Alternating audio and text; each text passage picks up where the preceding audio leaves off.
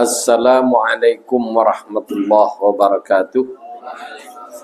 Bismillahirrahmanirrahim. Alhamdulillahi rabbil alamin.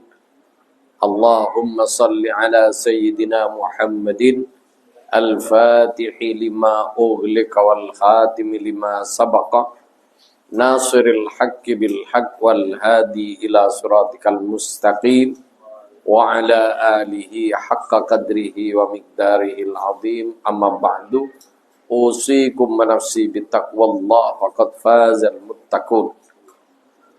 Para ikhwan rahimakumullah, alhamdulillah malam ini kita dapat tamu agung cucu Sayyidi Syekh Ahmad bin Ahmad At-Tijani radhiyallahu an, dan beliau cukup banyak tadi memberikan tausiah kepada kita.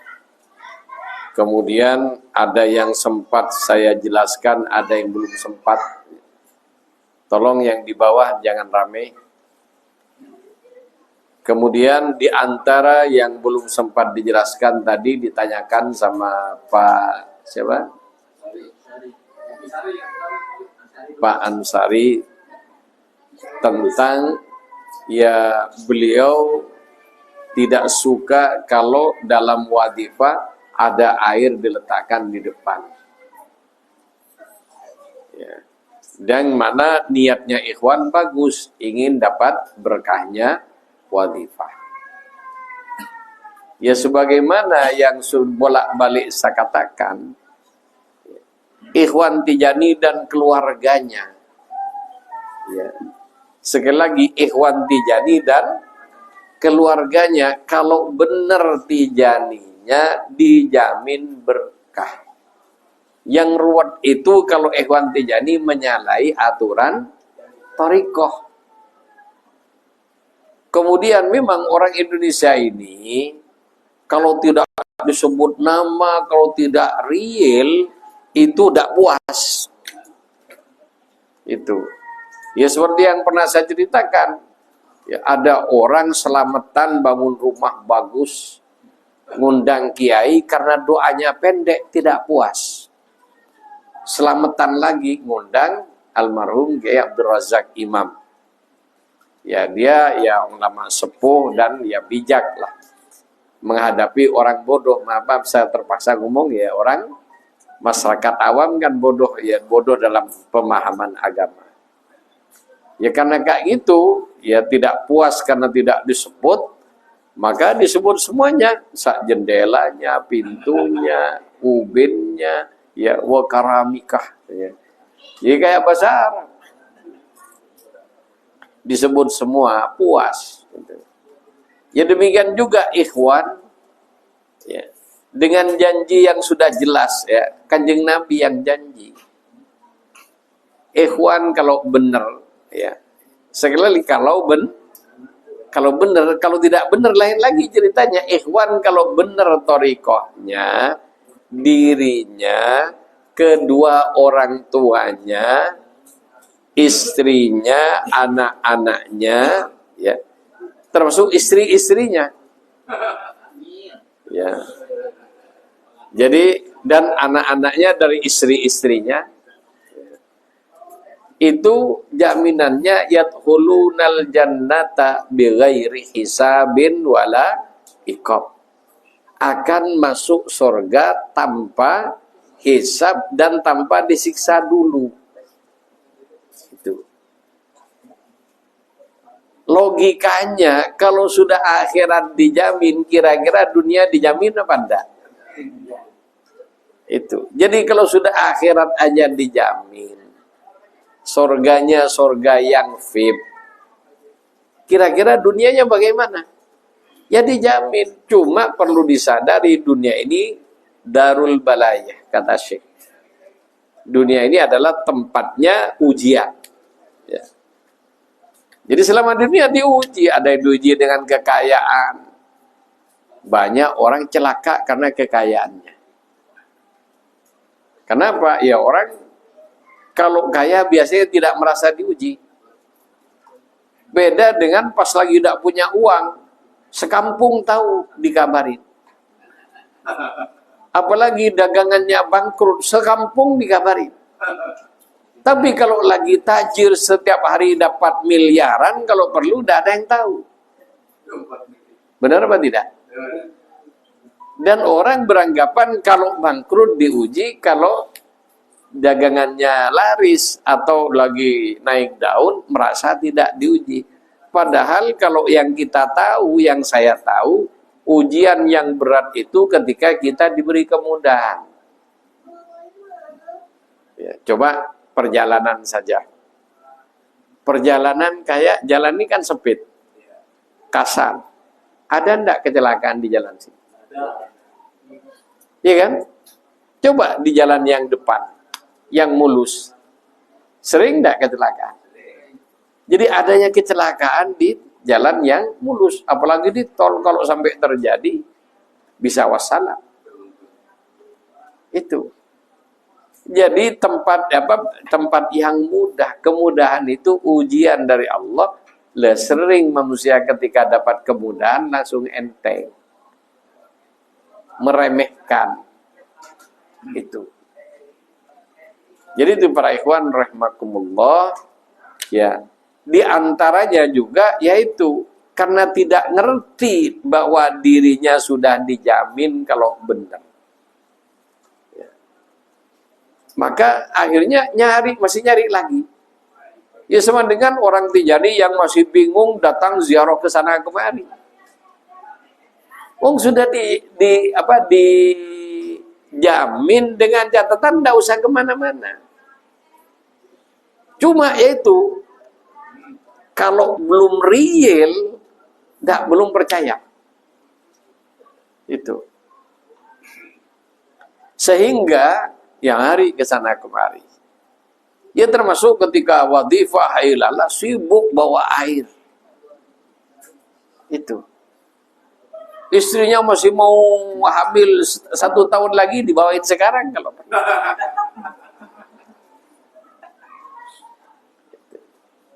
Jadi sebenarnya, ibunya, bapaknya sakit, sebenarnya tidak perlu ikhwan itu. Kenapa? Mendoakan kedua orang tua tidak perlu dibawain air. Cuma kalau udah dibawain air seakan-akan tidak nyampe doanya kan gitu kan.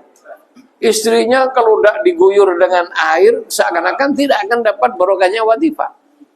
Termasuk kalau wadifahnya tidak di rumah, merasa rumahnya belum berkah. Kan begitu kan? Sehingga ngotot di rumah-rumah. Sehingga dulu ada wadifah muter. Hasilnya apa? Tambah ada karu-karuan. Itu. Apa? Ya sampai bertanya, kan ini di banyak wadifah ini rahmah rabbaniyah. Wah kan bagus Kiai. Itu. Jadi segala sesuatu itu bagus kalau tepat sasaran. Ya termasuk juga dengan ayat, apalagi wiridan. Ya, bukan wiritan. Wiridan, kan dal kan? Wiridan, ya kenapa kok masih sibuk bawa air di depan? Ini akhirnya itu dibuka lagi, kena senggol, tumpah. Ada enggak? Itu. Kenapa? Kalau tidak dibuka, doanya takut tidak masuk. Coba, benar enggak? Kan itu perasaannya. Itu. Sehingga, ya itulah. Sehingga orang yang begitu belum yakin dengan janji Allah. Sehingga beliau sangat keras tadi, bid'ah. Langsung. Kenapa? Saya tidak ngajarin begitu. Dan di Maroko saya tidak ngelihat di Zawiyah orang bawa air, tidak ada. Itu. Ini apalagi kalau sudah Idul Fitri, sampai di belakang air, sampai dengan macam-macam. Itu. Jadi itulah para ikhwan rahimakumullah, ya kita Kenapa? Ya itu tadi, belum yakin kalau tidak real. Jadi doa dianggap belum mendoain kalau tidak ewes-ewes dulu. Dan ini sebenarnya penyakit termasuk kayak muqaddam. Kayak saya mau pulang kalau belum ditiup airnya sama saya, belum yakin. Itu. Istri kiai sakit, anak kiai sakit. Minta doa sama kiainya yang ngedoain sakit. Coba, saya sakit apa enggak? Oh, saya penyakitan.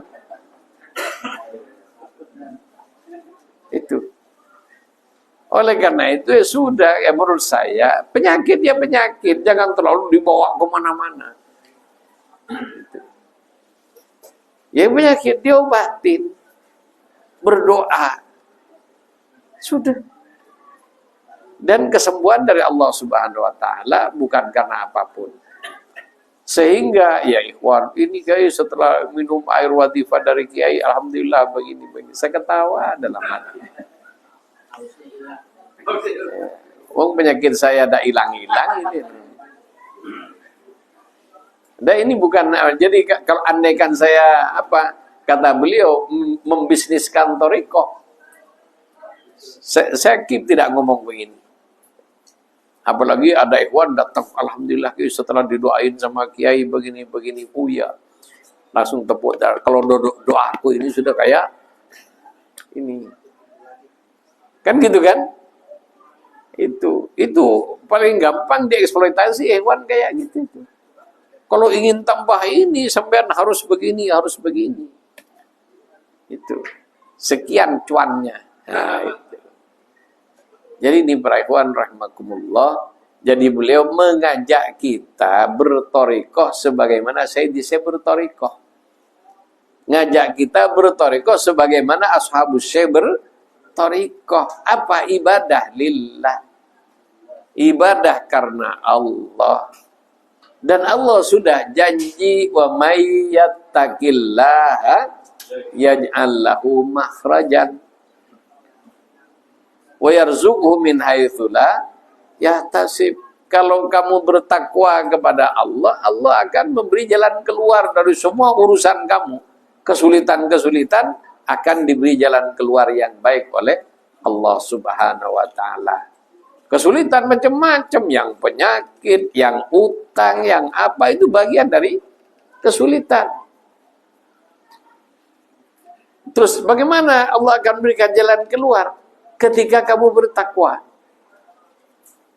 Itu. Bagaimana bertakwa? Takwa kepada Allah. Itu. Ya contohnya saya pada diri saya sendiri, ya. Kalau nunjuk-nunjuk orang itu, ya banyak orang tajuk telunjuknya. Tapi tidak sadar kalau yang tiga kemana ini. Coba orang nunjuk yang tiga kemana? Yang sama orang yang ditunjuk berapa? Satu doang, yang ini ke samping. Sehingga orang yang ditunjuk itu belum tentu yang salah. Yang ditunjuk-tunjuk belum tentu yang salah. Ini isyarah Rabbani namanya. Bisa jadi orang lain yang salah, bukan yang kamu tunjuk. Atau bisa jadi kamu salah paham, yang salah kamu tapi tidak merasa salah. Ada apa enggak? Itu. Makanya saya nunjuk saya. Di mana dalam berthariqah, di antara ujian itu adalah ketika seseorang ditunjuk jadi muqaddam. Ini ujian. Itu. Jadi bukan semata-mata ini diuji oleh Allah Subhanahu wa taala. Ya kemudian ya ketika sudah jadi muqaddam kan di atas angin kan. Sudah menang. Ikhwannya mau pinter mau bodoh di bawah muqaddam. Nah ini. Jadi kalau dia tidak hati-hati bisa seenaknya sama ikhwan. Padahal dalam Tijani ini ada aturan. Ikhwan Tijani itu santri Syekh Tijani, bukan santrinya muqaddam. Dan muqaddam tidak punya hak seujung rambut pun pada diri ikhwan. Jadi tidak ada ceritanya muqaddam boleh mengeksploitasi ikhwan. Kamu kalau ingin usul bayar sekian, tidak ada. Kalau ini itu dan sebagainya lain. Ya, kecuali kita ini kerjasama, ya, suka, ya, artinya tidak ada tekanan-tekanan. Karena juga ada tidak minta, cuma setiap ceramahnya ya seakan-akan orang itu, jadi orang merasa kalau disuruh bayar itu. Jadi itulah para ikhwan rahimakumullah. Sehingga ya ada yang sengaja dibuat bisnis kan. Dan itu beliau tadi menjelaskan. Jadi thariqah ini bisa bisnis dunia akhirat kan. Jadi beliau ngajak kita agar supaya berthariqah itu lillah. Andaikan ikhwan ada simpati ingin membantu, itu pun karena Allah. Jadi termasuk juga mendekat dengan muqaddam harus karena Allah, jangan karena apapun, jangan karena ada maunya. Ada maunya mendekat, setelah tidak ada maunya tidak pernah datang. Apalagi keinginannya tidak diturutin. Kemudian ya kalau dikasih saran begini-begini yang tidak enak, ngambek. Minta saran, dikasih saran, ngambek. Ada kan? Itu. Jadi itulah thariqah ini adalah taqarrub kepada Allah harus karena Allah. Termasuk juga yaitu tadi, kita sudah dengan, kalau kita benar, bagaimana benarnya? Pertama, syarat thariqah Tijani, sholat yang berjamaah, kemudian tepat waktu, kemudian sholatnya itu menjaga syarat-syarat dan rukun sholat dengan baik. Di antaranya tumakninah, bukan sholat kayak capung cawi. Tuh. Jadi Syekh radhiyallahu an, bahkan ini para masyayikh kalau sholat ada yang sampai tasbihnya kalau ruku dan sujud 11 kali, 7 kali itu. Kemudian minimal, jadi 3 kali itu minimal, bukan maksimal. Kalau yang umum kan 3 kali maksimal kan, itu pun bypass. Subhanallah. Allahu Akbar. Obi firli belum selesai warhamni sudah Allahu Akbar. Coba dibaca. Dan sebenarnya doa kita sudah ada di situ. Termasuk urusan rezeki. Warzukni, ya Allah berilah saya rezeki. Sudah ada di sholat. Cuma karena sholat dibaca dan ketika membaca bacaan dalam sholat luar kepala. Kan sudah hafal kan? Akhirnya luar kepala. Jadi tanpa penghayatan. Apalagi imamnya bypass. Ngepot. Ya udah. Belum sempat Robi Firli udah sujud lagi. Belum sempat baca tasbih sudah berdiri lagi. Ya udah. Jadi itulah para ikhwan rahimakumullah. Makanya juga seperti antara niat dan doa itu harus dibedakan. Jadi niatnya lillahi ta'ala. Karena Allah sholat itu diperintah oleh Allah. Tunduk dengan aturan Allah. Adapun hajat kita tempatnya bukan pada niat. Walaupun sholat tahajud, usolli sunat tahajud, lulus ujian, tidak ada kan? Usolli sunatat duha lijalbir rizki, biar rezeki lancar. Tidak ada kan? Ya semua lillahi ta'ala. Ketika duduk di antara sujud, ada tempat berdoa. Makanya yang khusyuk laksana berbicara langsung dengan Allah subhanahu wa ta'ala. Baru mi'raj. Makanya as-salatu mi'rajul mukmin. Ya termasuk dengan ya air-air kayak gitu, sudah janji kalau kita ikhwan Tijani, terutama yang banyak di ini tidak mau watifah berjamaah. Ini yang jadi masalah. Bahkan saya baca di Khulasatul Wafiyah, kalau di satu daerah banyak ikhwan, kemudian tidak mau berjamaah, jangan heran kalau musibahnya beruntun. Hah? Mau? Ini. Sekali lagi, kalau di satu daerah ada ikhwan yang bisa kita ajak berjamaah, terus ikhwan itu tidak mau, maka ada usah heran kalau musibahnya beruntun. Lah musibah itu belum tentu ini termasuk diberi keuntungan. Dapat bisnis. Tapi gara-gara bisnisnya ibadahnya terganggu. Ini dibuang. Jadi yang perlu kita ketahui itu Allah membuang hamba dari hadrohnya. Salah satu dikasih ditumbukin dunia.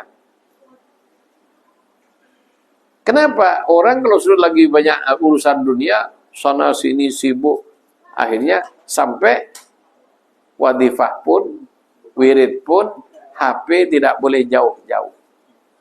Apa? Takut ada panggilan dari relasi bisnis. Sehingga sambil astagfirullah, astagfirullah, itu wadifah juga bagai gitu. Makanya ya kalau agar supaya aman, ya matikan aja itu, ya apa sinyalnya itu, sehingga tidak bisa dihubungi kalau lagi wadifah dan hailallah. Karena waktu di luar itu banyak, cuman ya itu tadi ujiannya ada orang diberi dunia tapi ukhrawinya keter.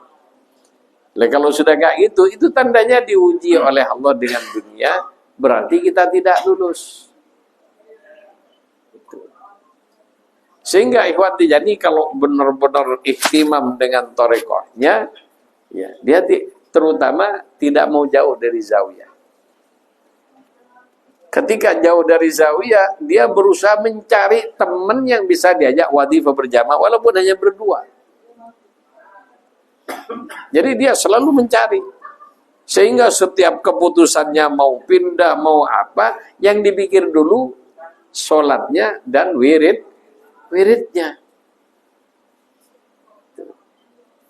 Kan banyak kan ikhwan, sudah enak istiqomah, ya gara-gara dapat pengangkatan, dapat ini, jauh dari ikhwan, keter, akhirnya bertahap. Kenapa? Memang manusia ini ya, seperti sawah itu. Kalau lama ada kehujanan nanti kering. Kalau sudah kering, tidak ada tanaman hidup. Makanya kenapa kok kita harus istiqomah tiap hari, sholat 5 waktu, berjamaah wadifah, dan wadifah itu wirid tarbiyah, wirid mendidik ikhwan biar kumpul, dan ketika kumpul itu berzikir bersama, nyambung hati di hadirat Allah yang tidak boleh putus walaupun ketika sudah selesai wadifah. Karena apa? Ada orang mau enaknya doang. Itu. Jadi ada orang hidup mau enaknya doang. Ketika contohnya mama ini ada banyak kejadian. Ketika kesulitan sama ikhwan merepet terus. Ya, seakan-akan dia ini. Tapi begitu sudah selesai kesulitannya, seakan-akan tidak pernah ditolongin. Bahkan diajak kerja sama tidak mau. Itu. Lah dengan wadifah ini biar kita sehati. Sekali lagi dengan air tadi, ya itu memang apa ya? Ya kita ini tidak perlu ruwet-ruwet kayak gitu. Tidak perlu menggarami laut, karena Allah dan Rasulnya sudah berjanji nanggung dunia dan akhirat kita. Jadi orang yang sudah ditanggung akhiratnya, sudah pasti ditanggung dunianya. Orang yang ditanggung dunia, belum tentu akhiratnya. Itu. Makanya yang benar dulu torekohnya. Syarat-syarat torekoh. Kalau sudah benar, maka Allah Subhanahu wa taala sudah berjanji, dan innallaha la yukhliful mi'ad. Allah tidak pernah menyalahi janji. Tapi memang pada waktu tertentu ada yang diuji oleh Allah. Ya, diuji dengan kesulitan duniawi. Dan juga saya ngalamin. Ya, saya bisa ngomong begini karena juga ngalamin. Itu. Jadi kalau boleh buka kartu, jangankan beli makanan yang enak-enak, mau beli bakso saja. Itu saya dulu perlu ada uang masih koin 5 rupiah yang gede-gede. Itu dikumpulin karena bakso hanya 25 perak. Ngumpulin 5 perak. Dikumpulin. Kenapa? Ya emang tidak pernah punya uang banyak. Itu. Sama pernah ngalamin semua. Sehingga kenapa kok saya bisa ngomong? Ya saya pengalaman. Pengalaman sulit. Itu. Dan juga pengalaman diberi kemudahan, ketika diberi kemudahan lalai. Karena juga diantaranya ini penyakit ya. Contohnya kita ditagih utang.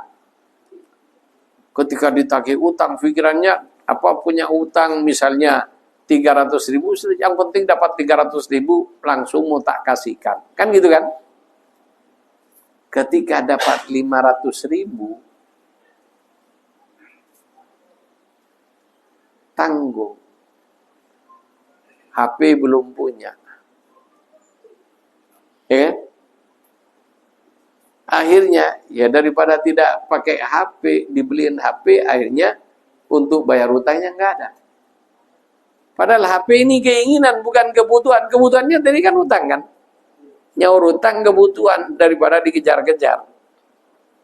Setelah dapat rezeki di atas utangnya, andaikan itu dilunasin dulu, masih ada 200 untuk kepentingan kebutuhan sehari-hari.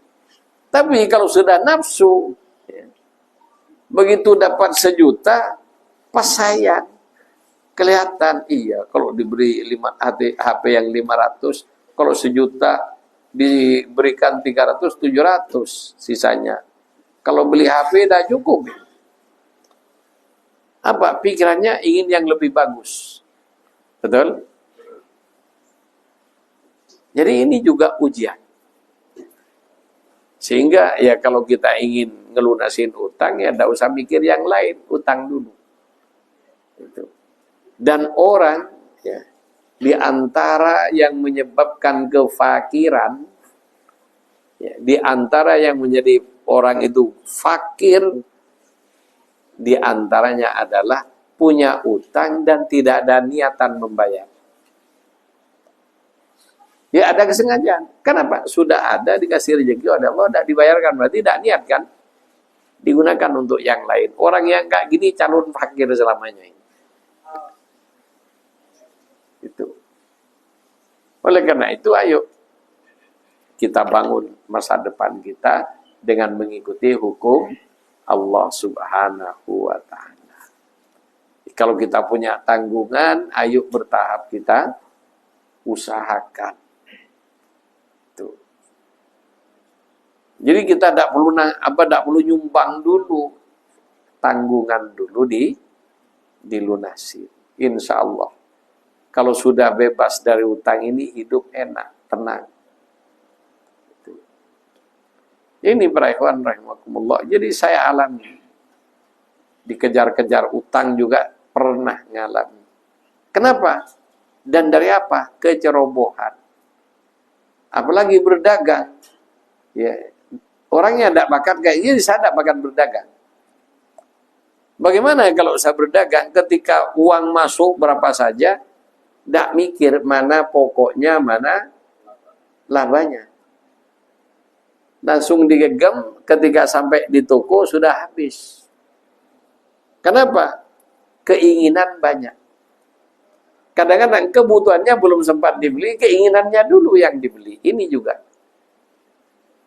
Oleh karena itu, ya, ayo kita bertakwa kepada Allah Subhanahu wa taala. Apa bertakwa kepada di antaranya? Ya. Ada hakullah dan hakul adami.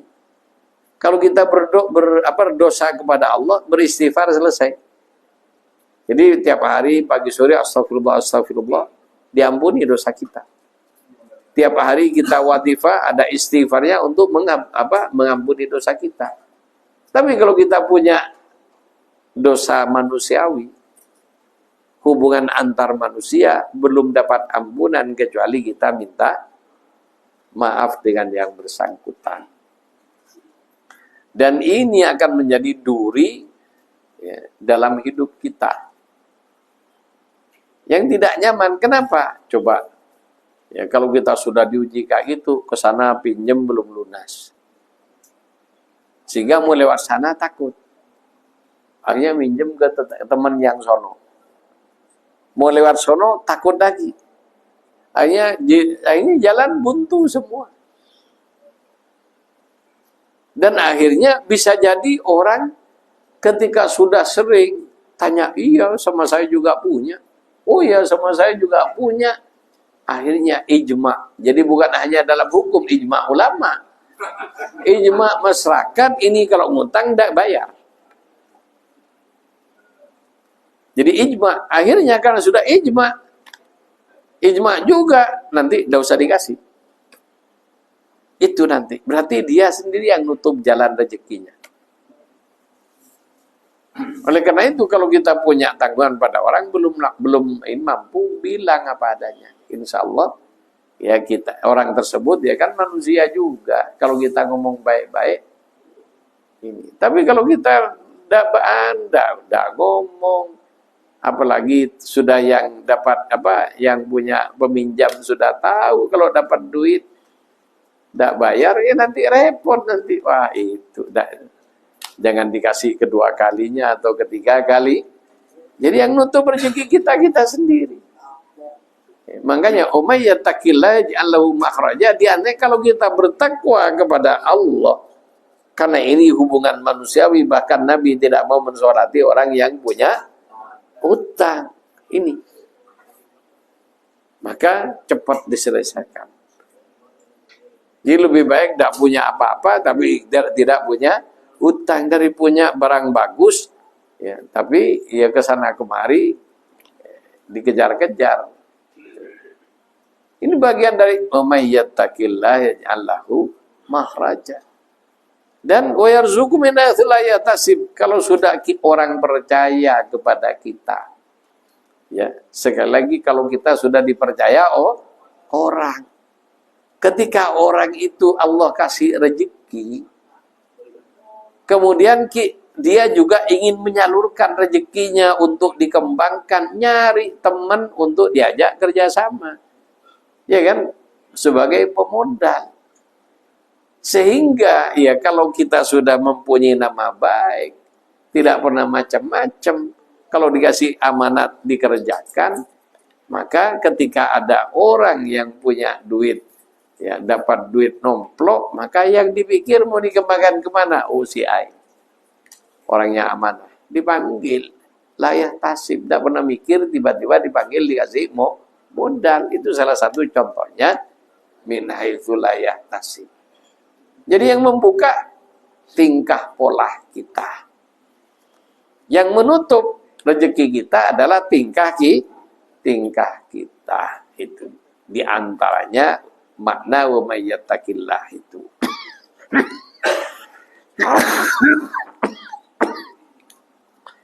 Ibrahim rahimakumullah. Sekali lagi ayo kita ke depan. Ya, dengan teguran dari Syarif tadi, membangun ibadah kita murni karena Allah. Kenapa orang yang sibuk berzikir sampai tidak berdoa? Tidak ada hadis. Orang yang sibuk memuji kepada Allah sampai lupa berdoa, maka Allah akan memberi dengan pemberian yang jauh daripada angen-angennya, jauh di atas kebutuhannya. Dan Thariqah Tijaniyah mengajarkan itu. Jadi coba dari wirid yang lazim, istighfar, salawat, la ilaha illallah. Salawatnya salawat Fatih, tidak ada urusan duniawi maupun ukhrawi. Al-Fatih lima ughliq wal khatim lima sabaq, nasiril haqqi bil haqq wal hadi ila siratikal mustaqim. Tidak ada urusan duniawinya. Beda dengan yang lain. Jadi ada yang lengkap duniawi. Allahumma salli salatan tunjina minal ahwali wal afat. Jadi minta keselamatan dari ahwal dan afat, kesulitan-kesulitan. Wa taqdilana minal hajat, urusan duniawi. Itu. Wa tarfa'una a'lad darajat, biar diangkat derajatnya. Artinya ini dalam salawatnya muji Nabi karena punya keinginan ini itu. Sedangkan salawat Fatih muji Nabi murni tanpa ada keinginan apapun yang diungkapkan. Makanya salawat Fatih ini di samping namanya salawat ikhlas, ya, saya pikir salawat Fatih ini memang salawatnya ahlul arifin, ahli ma'rifah. Bagaimana ahli ma'rifah? Ahli ma'rifah sadar kalau Allah Subhanahu wa taala maha tahu. Kalau maha tahu tidak perlu diberi tahu. Kalau kita ngomel-ngomel ngasih tahu Allah dengan hajat kita,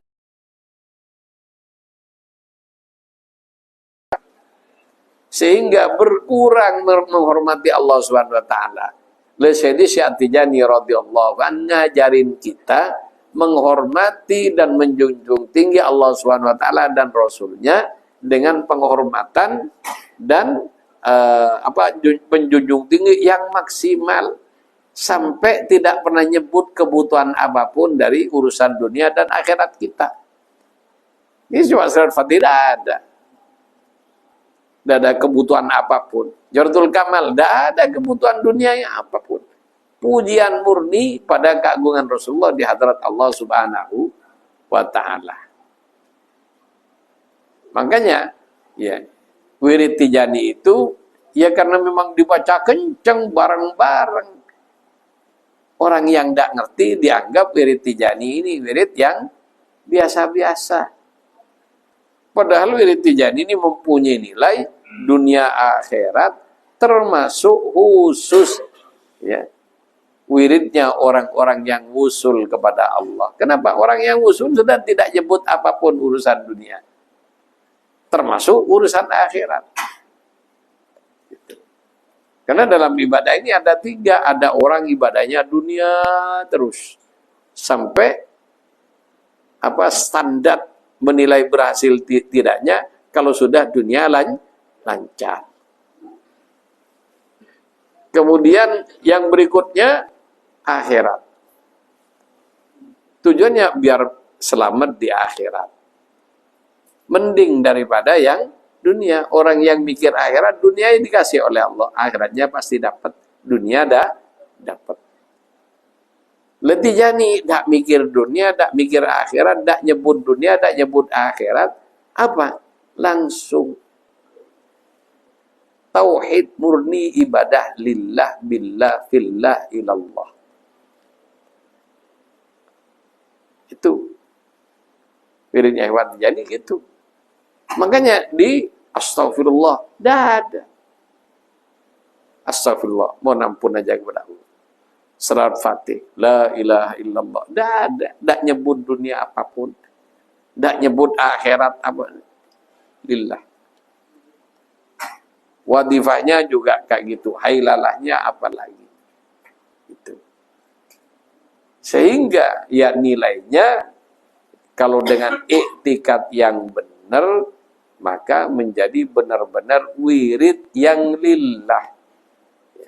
Oleh karena sudah lillah, dunia akhirat punya Allah. Sehingga contohnya orang datang ke Jakarta, ada yang puas dengan Tanah Abang dan lihat Monas. Ya kan, orang kampung ke Jakarta, sampai di Monas foto-foto, saya ke Jakarta. Foto-foto dengan latar belakang Masjid Istiqlal, ini Masjid Istiqlal di belakang saya. Ketemu tukang foto di Monas, ya yang begitu kan, puncaknya Monas kayak dipegang, ya itu foto. Udah puas dengan itu, habis itu belanja Tanah Abang, selesai. Dari mana? Dari Jakarta. Nah ini orang yang, contohnya orang dunia. Jadi ada orang datang ke Jakarta bukan hanya untuk belanja Tanah Abang dan ngelihat Monas. Apa? Ingin tahu bagaimana pergolakan politik di Jakarta. Sehingga datang saat ada demo, ikut mencaci maki Jokowi. Misalnya bergaul dengan politikus, kan gitu. Ya moga-moga tidak ketemu tikus gitu aja. Jadi itulah para ikhwan rahimakumullah. Jadi sehingga pengetahuannya bukan hanya tahu urusan belanja Jakarta.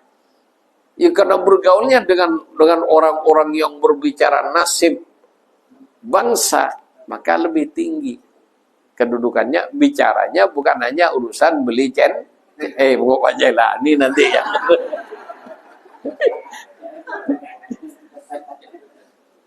Itu. Ada orang datang ke Jakarta karena ingin ketemu presiden, diundang presiden. Kira-kira mana yang lebih tinggi martabatnya? Jadi ada orang ibadah di dunia ini, pikirannya ya dapat duniawi. Ada yang takut nanti masuk neraka dan masuk surga. Itu. Kemudian ya ada yang orang ibadah lillah. Bagaimana? Ibaratnya ingin bertemu dengan Allah. Itulah ibadah yang mi'raj. Tuh. Makanya sholat itu mi'rajnya orang mi'rajnya orang beriman. Bukan mi'rajnya muslim, tapi mukmin. Muslim dengan mukmin berbeda. Itu. Jadi ya, tapi nanti yang jualan air dah laku ini dah. Ya, tapi mending lah kalau di situ mending. Makanya Syarif kalau di depan itu ya, memang saya sendiri risih, enggak gitu. Jadi terlalu ini urusan duniawinya terlalu menonjol, nyolok gitu. Kenapa? Karena kita sudah dikasih janji dan yang berjanji Allah Subhanahu wa taala. Itu. Dan yang heran, semua janjinya Jokowi percaya, semua janji Allah enggak percaya.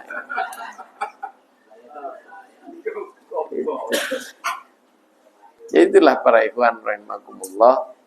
Ayo kita belajar ibadah karena Allah. Di antaranya itu sudah urusan-urusan yang lain sudah. Letakkan pasrah kepada Allah, perkara berdoa tidak dilarang. Ketika berdoa, ya Allah, istri saya hamil, ya Allah. Misalnya. Ya Allah, anak saya sakit. Ya Allah, ya Allah, ya Allah. Silakan Anda berdoa. Tapi ketika baca la ilaha illallah, dah usah dicampur doa. Udah, sampai selesai. Baca selawat sampai selesai. Istighfarnya sampai selesai.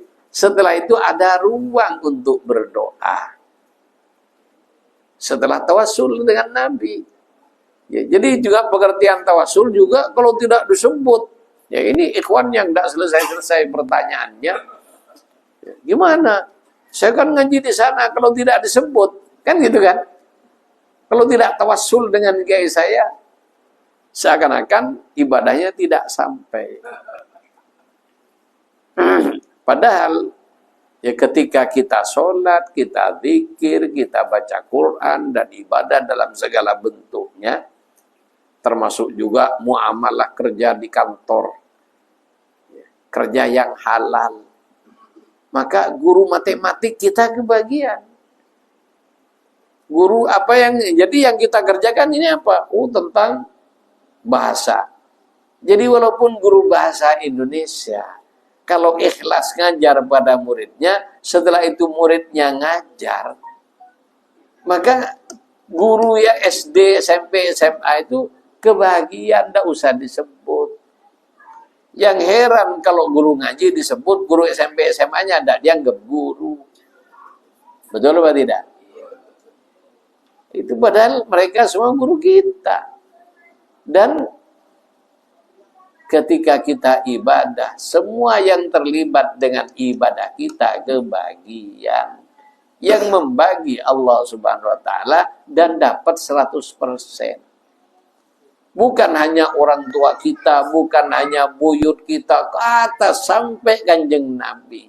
Dapat 100% dari ibadah kita. Makanya ya, dalam thariqah Tijani setelah niat langsung a'udzubillahi minasyaitonirrajim, langsung seperti kita sholat, masa ila hadrat al-fatih, ila hadrat al-fatih, baru usalli fardhu dhuhri, Allahu akbar. Ini juga jadi tawassul tidak harus kayak gitu. Hakikatnya tawassul adalah ya berwasilah. Sholat itu tawassul, wasilah. Berwasilah dengan apa? Dengan sholat. Berwasilah dengan apa? Dengan wirid. Ini semua wasilah. Baca istighfar.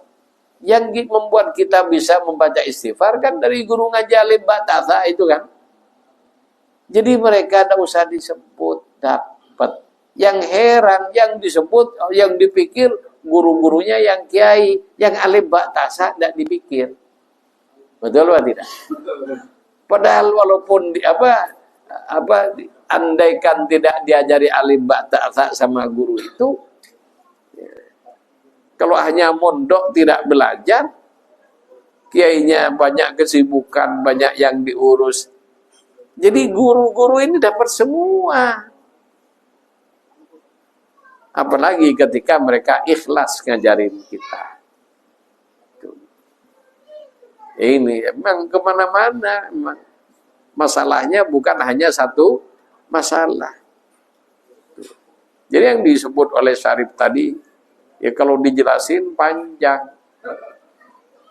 Kalau dikembangkan. Ya diantaranya yaitu tadi kita berthariqah ini bagaimana? Ya termasuk ini di bawah benar-benar hati-hati kamu jadi muqaddam.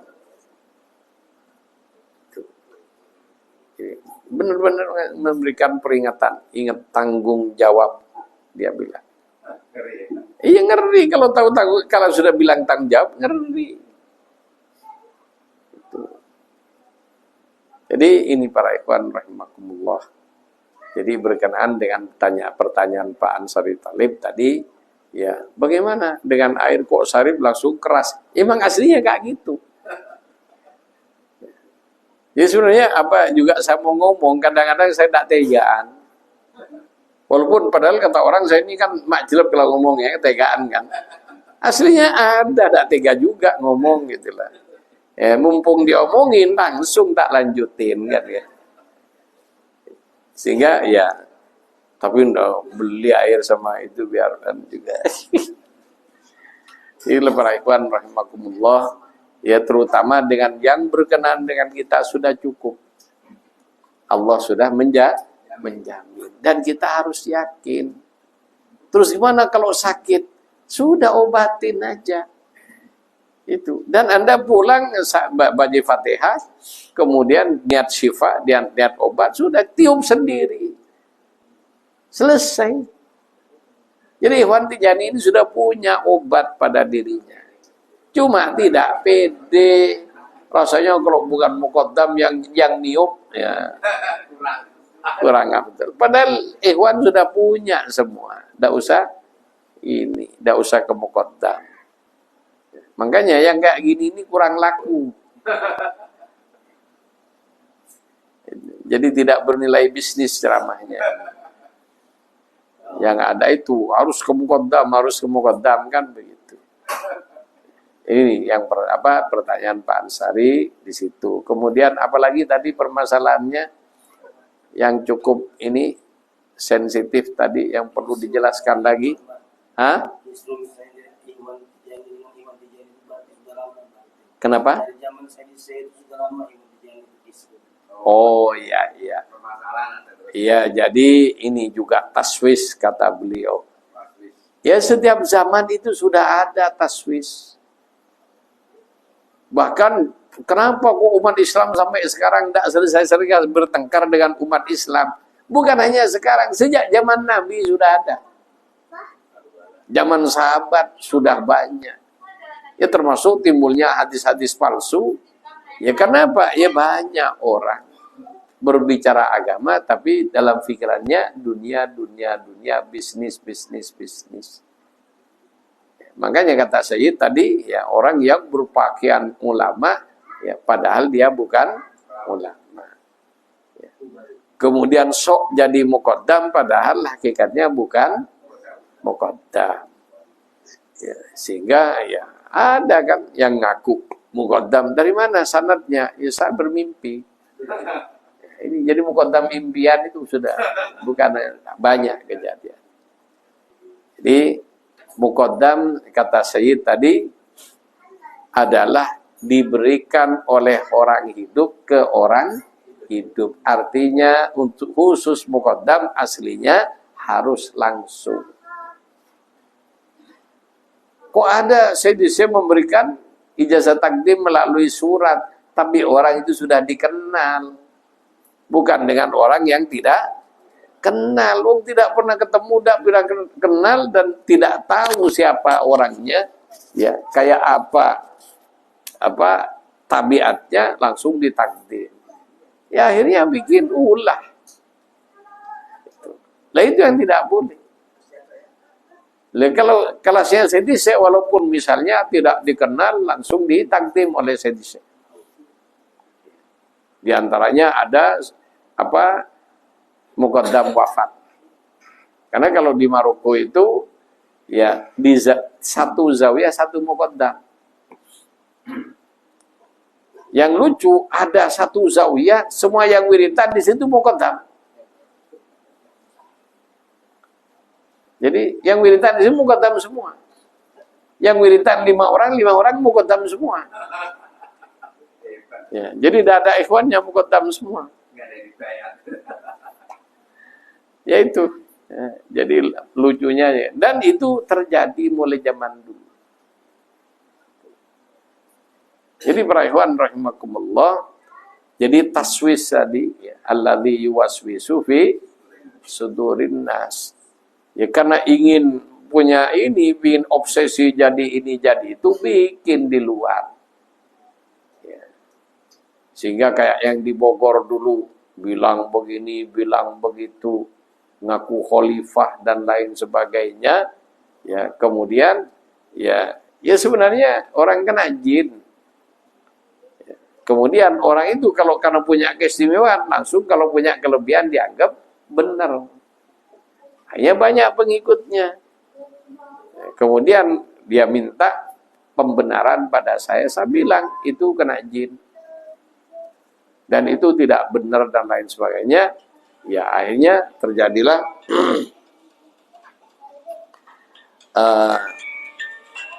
terjadilah kondisi-kondisi di mana umat Islam satu sama lain cekcok, ya, yang mengatakan membenarkan dia begini dan yang menentang. Ya kata saya tadi, Thariqah Tijani, thariqahnya Syekh, thariqahnya Rasulullah, thariqahnya umat Islam. Jangankan ya hanya anaknya muqaddam. Ya, jangankan hanya anaknya muqaddam. Cucu syekh saja kalau tidak punya izin belum baiat thariqah, belum ikhwan. Jadi hatta cucu syekh walaupun cucu syekh tapi belum baiat, belum ikhwan statusnya. Tapi status cucu syekh tetap. Tapi belum ikhwan Tijani. Ikhwan Tijani adalah orang yang baiat thariqah dan mengamalkan wiridnya dan tunduk dengan syarat-syaratnya. Itu Ikhwan Tijani. Maka kata beliau tadi, bahkan juga ya, walaupun cucu saya tidak dibenarkan ke sana kemari tarekat kakek saya. Ya, beliau tidak mau model kayak gitu. Artinya, ya termasuk agama Islam, agama kakek saya. Jadi ada Habib ngomong kayak gitu, itu tidak baik ngomong kayak gitu. Kenapa? Islam dinullah, agama Allah yang diamanatkan kepada Rasulullah. Kemudian dengan kewajiban-kewajiban yang jelas, orang disebut Muslim kalau dia Islamnya, rukun Islamnya dikerjakan dengan baik, sesuai ketentuan dengan dasar keimanan, rukun yang iman yang benar imannya. Amanu wa amilus sholihah. Itu. Iman saja tidak sholat, bukan Islam. Sholat saja tidak iman, bukan Islam. Jadi orang Islam sholat dan beriman. Jadi termasuk juga Islam ini standarnya bukan cucu Nabi. Jadi standar Islam kanjeng Nabi. Kenapa yang direkomendasi oleh Allah uswatun hasanah adalah kanjeng Nabi. Terus bagaimana dengan cucu Nabi? Tetap kita wajib hormat karena mereka cucu Nabi. Akan tetapi kalau di antara mereka berbuat tidak benar dalam hukum Islam, jangan diikuti. Itu termasuk cucu Syekh radhiyallahu. Contohnya, Syekh mengharamkan rokok. Ada cucu saya datang. Ada yang ngerokok terang-terangan, ada yang ngerokoknya ngumpet-ngumpet.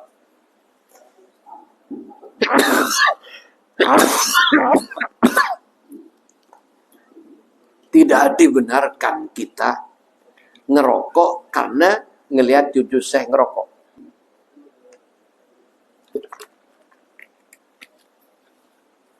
Jadi tidak dibenarkan kita ngerokok alasannya cucu saya ngerokok. Kenapa? Urusan ini personal. Kemudian kita juga jangan cucu saja ngerokok. Ya ngerokok juga. Misalnya ada Habib zina, kemudian Anda berbuat zina, bisa enggak? Habib itu zina. Bisa enggak? Itu. Jadi contoh Islam kanjeng Nabi. Uswahnya Tijani Syekh radhiyallahu anhu bukan cucunya. Ya biasa cucunya Nabi aja yang enggak benar ada. Cucu saya yang enggak benar juga ada. Tapi kita punya kewajiban hormat kepada mereka. Cucu Nabi wajib kita hormati sebatas hormatnya cucu Nabi.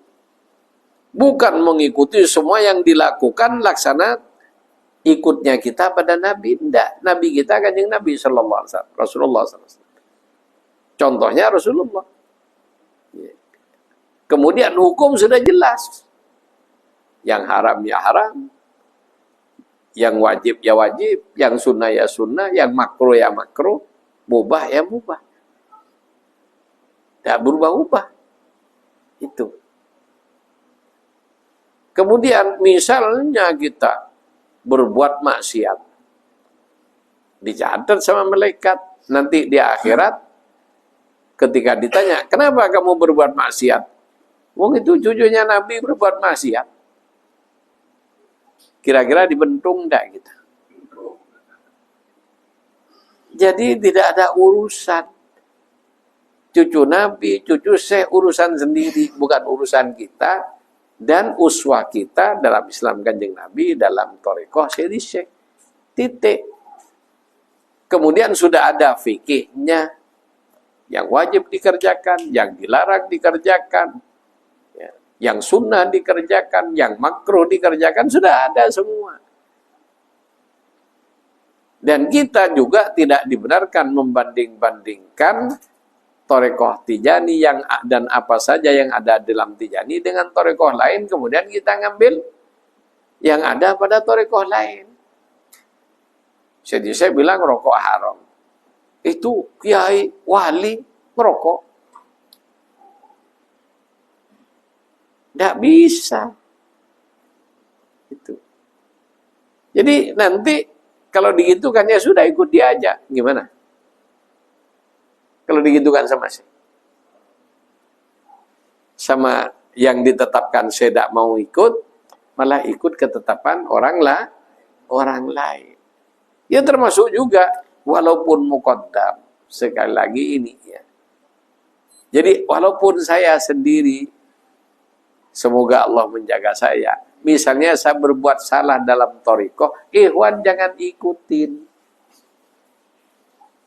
Itu, saya tidak mau nanggung dosanya orang. Jadi walaupun saya yang kemudian karena ini ditegur, kan tidak boleh begini. Tidak, ikut saya aja. Berarti melawan sedih kan? Bisa batal yang begitu itu. Jadi, ya sama kiai muqaddam, ya, kiai dalam Islam ulama kan, ya, muqaddam dalam tanda kutip jadi sama dengan ulama dalam thariqah. Kalau ulama thariqah tidak sesuai dengan guru thariqah jangan diikutin. Kenapa? Ulama thariqah jadi muqaddam tidak maksum, bukan nabi. Itu. Sehingga yang wajib diikuti oleh Ikhwan Tijani, Sayyidi Syekh. Sudah ada kitabnya, ada fikihnya, ada sirahnya, dan semua yang ada di situ, awasannya. Dan juga jangan baca kitab lain. Ikhwan Tijani baca kitab di luar Tijani, dijadikan pedoman dalam Tijani, ya tidak nyambung. Ini para ikhwan rahimakumullah, hati-hati ya dengan taswis tadi, karena banyak ngelabui. Ikhwan juga ya ketika kemarin jadi preman, begitu jadi ikhwan, paling rapi bajunya. Pakai baju koko, pakai sorban, habis gitu ya kayak Tijani beneran, habis gitu nipu ikhwan. Kan ada banyak kejadian. Sampai lari ke Jakarta. Apa? Sampai mobil dibawa ini dan lain sebagainya. Ceritanya Hasan Indramayu. Kan gitu. Ditipu. Baik, bah. Iya baik. Memang tukang tipu itu baik sebelum. Itu. Ya kenapa? Ya kalau belum apa-apa sudah songong ya tidak bisa nipu kan. Ustadz, bah. Iya Ustadz. Walaupun ini kalau nipu ya kan juga. Itu. Kemudian ya nyebut Habib yang dibawa-bawa, nyebut ini, nyebut itu. Seakan-akan dia benar-benar ya pengagum Habib lain dan sebagainya. Ujung-ujungnya ya itulah. Dan yaitu orang kalau tidak benar tidak akan lama. Jadi kebenaran yang tidak asli tidak lama. Kalau memang asli, berjalan terus. Jadi kebenaran yang ada sekarang kan naik keasliannya. Ya, jadi aslinya tugas Nabi berjalan melalui orang-orang yang asli ngikutin Nabi. Ya, dari sekian banyak, ya jadi ini kan perjalanan hidup ini dan lain sebagainya, sehingga lama-kelamaan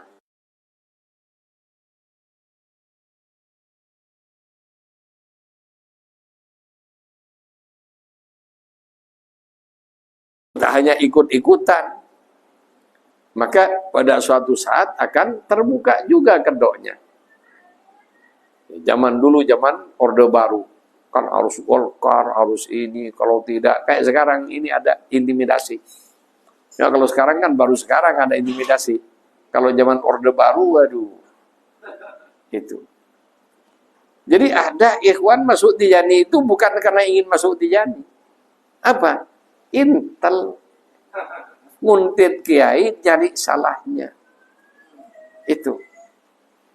Tapi subhanallah, jadi yang saya tahu 2 orang intel ya. Yang satu nguntit saya, yang satu nguntit guru saya. Ya setelah Allah kasih petunjuk, dibuka hatinya, maka ya dia ngaku apa adanya. Ya kalau memang dia suruhan. Itu. Jadi di antaranya kayak gitu. Ada yang memang disusupkan, ada yang memang dia sendiri untuk mendapatkan minum di air keruh. Masuk ke zawiyah, pura-pura baik ini, terobos sana, terobos sini, kemudian ikhwan sana, ya kena senggol, diperas ini, peras itu, umum di seluruh dunia ada.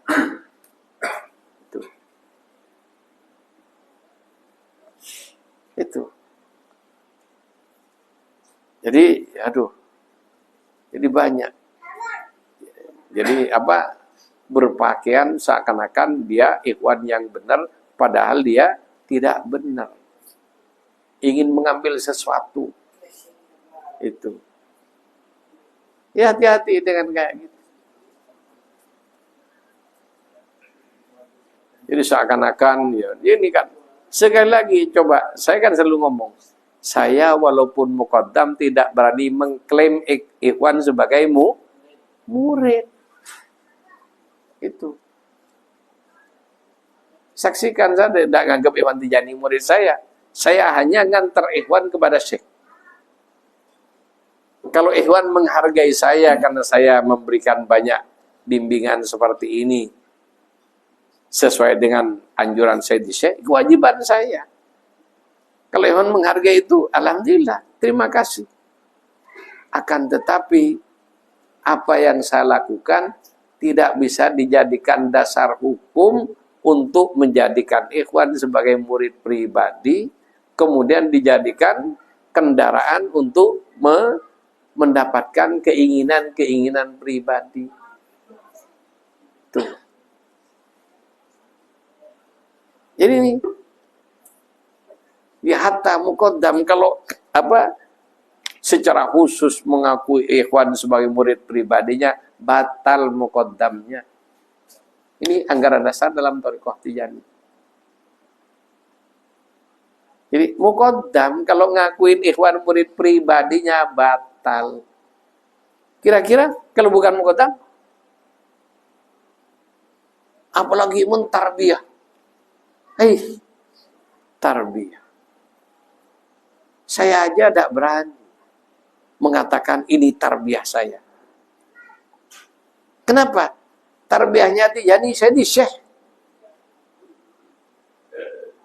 Sekali lagi, tarbiyahnya Tijani, saya di syekh radhiyallahu anhu. Atau jika ada muqaddam, memang dapat izin dari guru yang sudah mencapai martabat guru tarbiyah.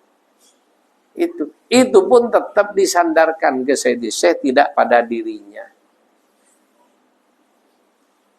Tandanya kalau itu benar, dia tidak mengklaim apapun dari ikhwan.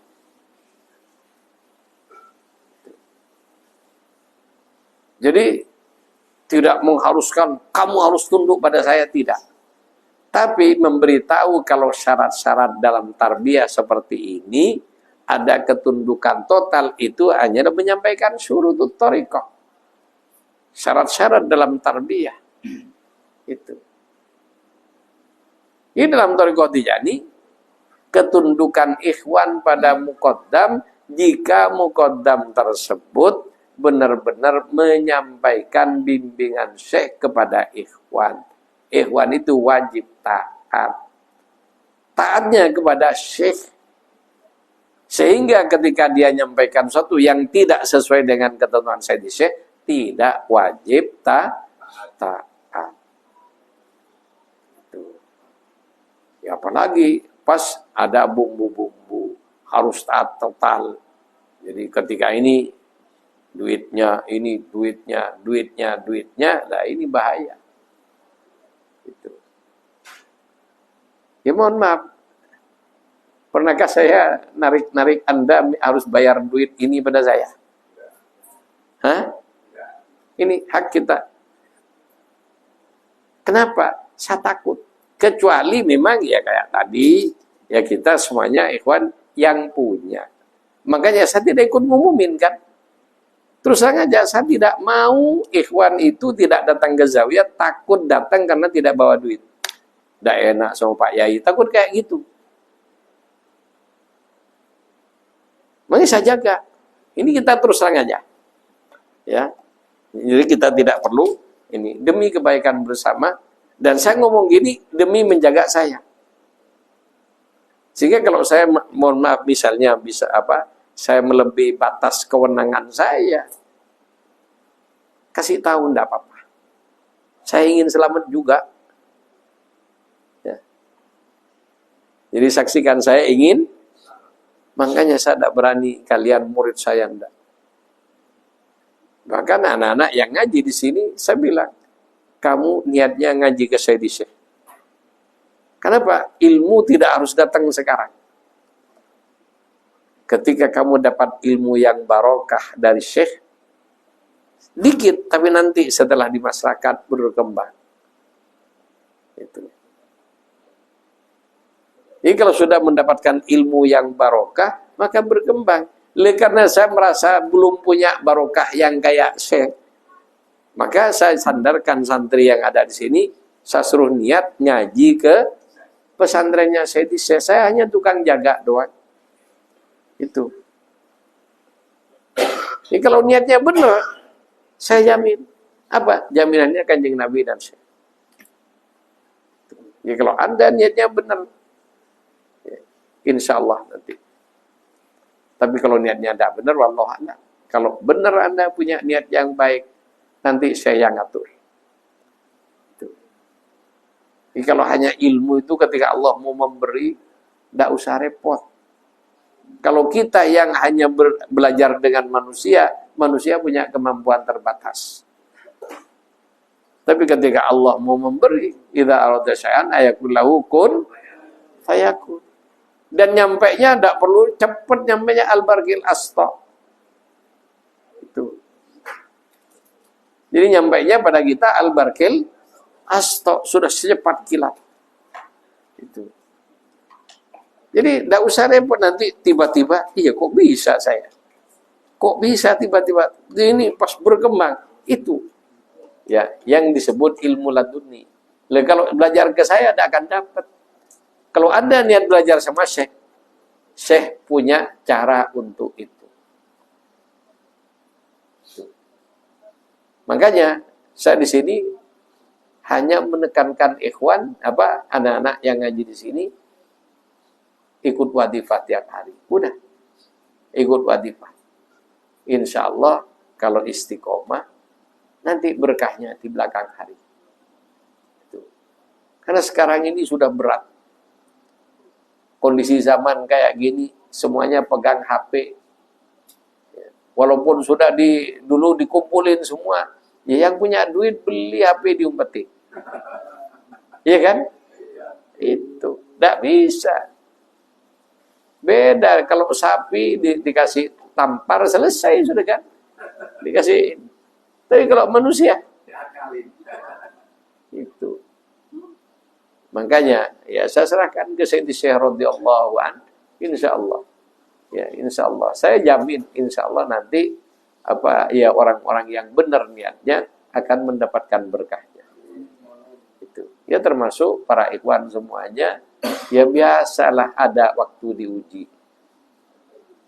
Ketika diuji yang sabar dulu.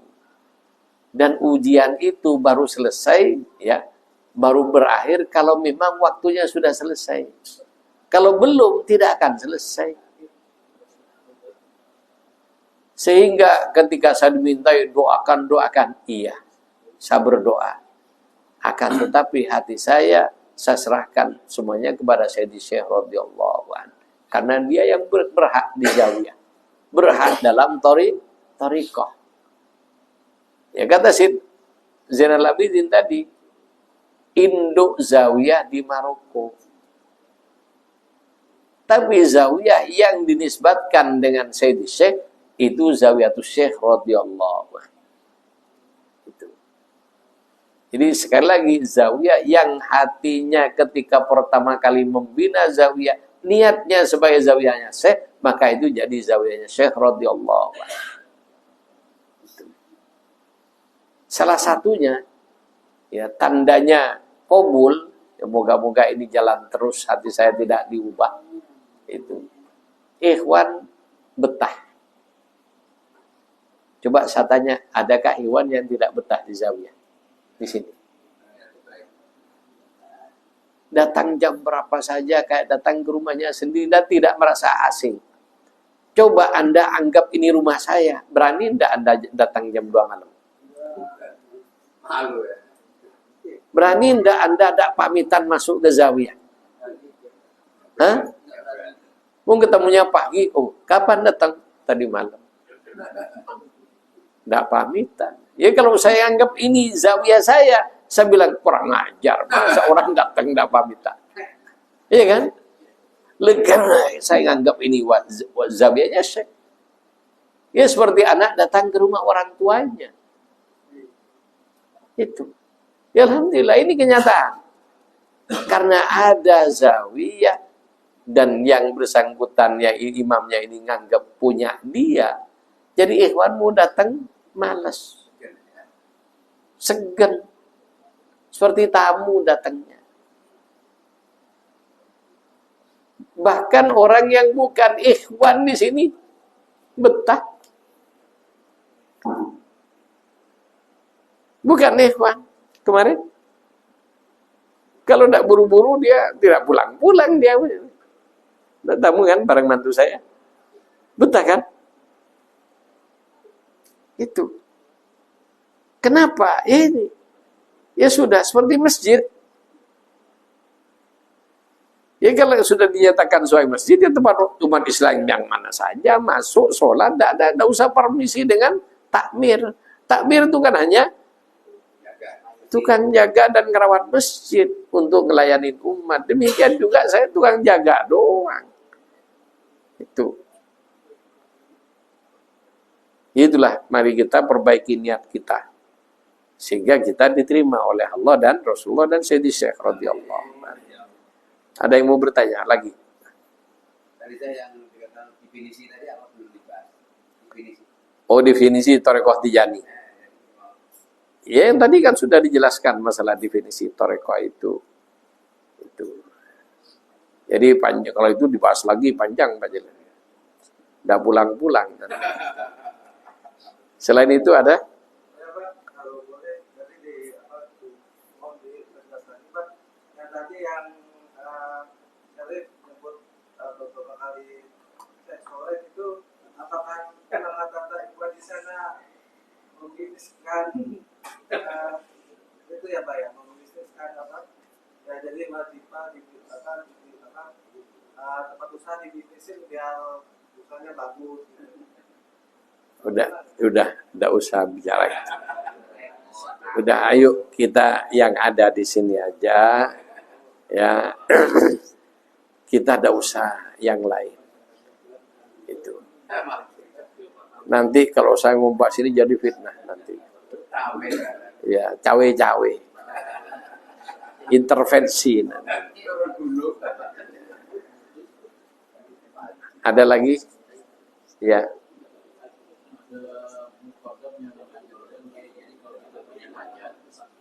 Di wazifah yang itu dihadirkan Hajatnya. apa itu ibadah ala dasarnya atau memang itu bid'ah?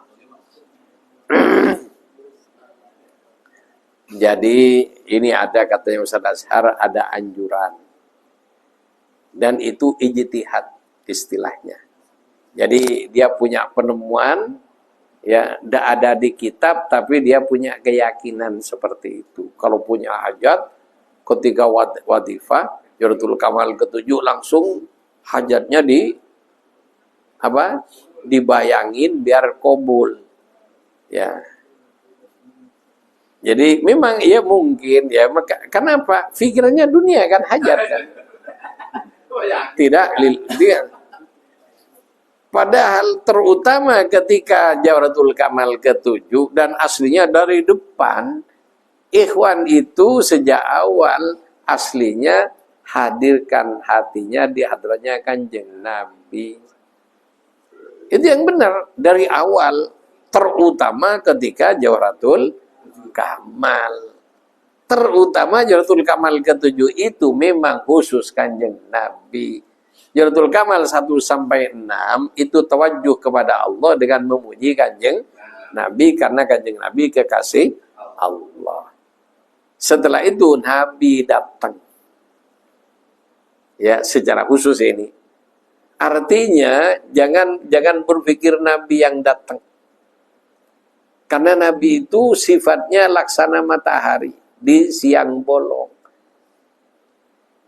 Jadi matahari sudah ada di atas kita. Kita yang harus datang ke hadrohnya Kanjeng Nabi. Matahari sudah ada di atas ufuk. Kalau kita ingin dapat kedapatan sinarnya matahari, keluar dari rumah. Biar kena sinar matahari. Jadi hati kita dikeluarkan dari dhulumatun nafs. Dari kegelapan hawa nafsu kita keluar hati kita. Kemana? Ke hadratnya Kanjeng Nabi. Lalu ketika di hadratnya Kanjeng Nabi sibuk dengan hajat. Waduh, amburadul ini. Itu. Ya tapi itu sudah saya hormati. Itu bagian ya untuk ikhwan yang pikirannya ya laris. Nah, kalau ingin kabul bukan nggak gitu. Justru ketika Jawharatul Kamal itu kita harus memfokuskan hati ini saya ngadep Kanjeng Nabi. Itu. Yang pertama menghadap kepada Allah, merasa didampingin Kanjeng Nabi. Setelah yang ke-6, yang ke-7, ini khusus yang ke-7 untuk Nabi. Yang ke-8 untuk Sayyidina Abu Bakar. Yang ke-9 untuk Sayyidina Umar. Yang ke-10 Sayyidina Uthman. Yang ke-11 Sayyidina Ali. Aslinya 11. Jawharatul Kamal. Setelah itu yang ke-12 untuk siapa? Untuk Sayyidi Syekh. Makanya yang ke-12 dibuat doa. Sehingga andaikan kita ini baca wadifah selesai 12, innallaha wa malaikatahu yusholluna 'alan nabi, subhana rabbika rabbil izzati amma yasifun, wa salamun 'alal mursalin, alhamdulillahi rabbil alamin, selesai. Itu. Cuma lagi-lagi orang Indonesia kalau tidak disebut hajatnya tidak puas. Tuhan dianggap enggak tahu, wow sibuk. Itu. Sampai doanya ada Kiai Prabowo. Ya Allah, kelengar. Aduh, nanti wadifahnya kayak gitu nanti. Aduh.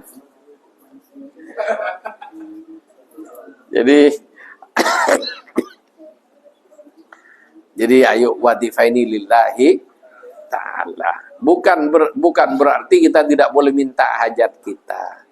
Tapi kalau kita yakin ketika kita sudah gampangnya menghadap kepada Allah, ketemu dengan Allah, apa yang tidak akan diberikan oleh Allah. Makanya Kanjeng Nabi ketika bertemu dengan Allah, ya dalam khusus tanda kutip ya, kata bertemu ini bukan setiap saat Allah menemui kita. Tapi dalam momen khusus tersebut, ya Nabi diperintah oleh Allah minta. Apa yang dilakukan Nabi? Diam. Ini contoh tarbiyah dan tarkiyah. Jadi orang yang sudah kamalul ma'rifah ilallah, di hadapan Allah jangan macam-macam. Karena semuanya sudah dikasihkan pada Nabi sejak sebelum ada bumi dan langit. Di alam hakikat Ahmadiyah, Allah mengambil sepotong cahaya dari cahayanya, kemudian Allah meletakkan semua keperluan dunia sampai akhirat dalam cahaya Nabi tersebut. Sudah ada dalam diri Nabi. Cuma kenapa kok Nabi harus dengan ini drama? Ya, drama kehidupan syariat, ada akad. Kalau bicara hakikat, sebelum Mi'raj Nabi sudah dari sono. Bahkan dari alam di atasnya, alam hakikat Ahmadiyah yang paling tinggi. Mi'raj sampai di alam lahut, alam arwah. Akan tetapi Nabi dari alam hakikat Ahmadiyah yang para Nabi lain tidak ada yang tahu. Sehingga malaikat Jibril beritahu begini. Itu bukan Nabi tidak tahu, malaikat Jibril sebagai guru. Itu adalah drama kehidupan biar mudah dipahami orang awam. Nabi tanya, malaikat Jibril jawab. Hanya tanya aja, jawab. Kalau tanya jawab lebih mudah dimengerti. Itu beda dengan seperti novel narasi, tidak semua orang ngerti. Tapi kalau tanya jawab, kenapa pidatonya Zainuddin MZ kok gampang dimengerti? Ketika di presentasi satunya, "Hei Jibril, naam ya Rasulullah." Kan? Jadi tanya jawab sehingga orang pemahamannya itu sampai ngebayangin Nabi tanya jawab dengan malaikat Jibril. Itu termasuk sama Allah Subhanahu wa taala, memang itu dramanya seperti itu, hakikatnya sudah selesai. Dan Nabi bagaimana contoh agar ditiru oleh umatnya di hadrat Allah Subhanahu wa taala, jangan banyak minta. Nabi disuruh minta, tidak minta. Makanya Nabi dikasihkan semuanya pada Nabi. Orang yang minta tidak pantas diberi banyak. Itu hakikatnya kayak gitu. Demikian. Ya. Ada lagi? Cukup? Ustaz Musairi tidak tanya ini mana ini? Oh, sampai di alam ke-7. Langit ke-7. Baik para ikhwan rahimakumullah, moga-moga jadi ilmu yang manfaat dan kehadiran Syarif ke sini juga membawa keberkahan tersendiri dari datuknya Syekh Ahmad bin Muhammad At-Tijani radhiyallahu an. Kurang lebihnya mohon maaf. Wassalamualaikum warahmatullahi wabarakatuh.